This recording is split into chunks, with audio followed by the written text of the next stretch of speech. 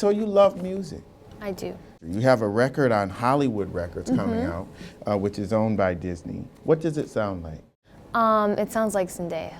I think that's the most important thing. Is everything I do is 120% me, and it's genuine. And I feel like I'm very, artistically involved in everything I do, and I want to make sure that everybody knows that everything that I put out is from me. And there's no one telling me how to do it. There's no one controlling my style, or I'm very hands-on, and I'm very... So your style, is it kind of dancey? Is it R&B? Is it in pop? What is it? It's rhythmic pop, I Okay. decided, because I'm a big fan of hip hop, and I'm a big fan of pop music. So it's kind of taking that pop sound and, edging it up, add a little more urban twist to it, and make some really quality music. And you have this music video that you're going to be shooting for the single. What is that going to be like? Well, I had this whole idea. The song is called Replay, and it's a very special song. I think it's very, very special, and it's very different and unexpected for me because I feel like it's on a higher level production-wise.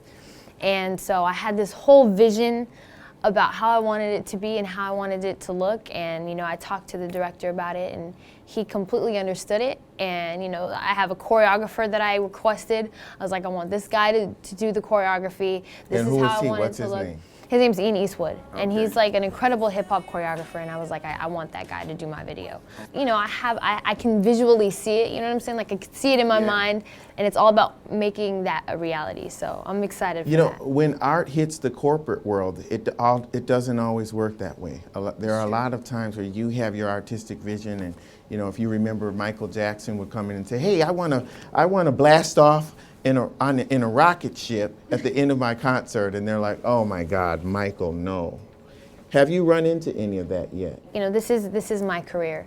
And of course, everyone has their input and their ideas, but at the end of the day, I have to do what makes me happy and what I truly feel is right. And usually my instincts are correct. So, and I feel like that's what separates the goods from the greats, is the greats didn't mind fighting for what they thought was the right thing to do. 13 city tour. Right now you have 13 dates, but you're adding more as you go. Yeah. And you are auditioning band members and dancers? Yeah. My big thing is I want an all-kid band because I feel it is very, very important for young people to see other young people on stage. And I think that is the most inspiring thing, because as a young person, it's easier to connect with that.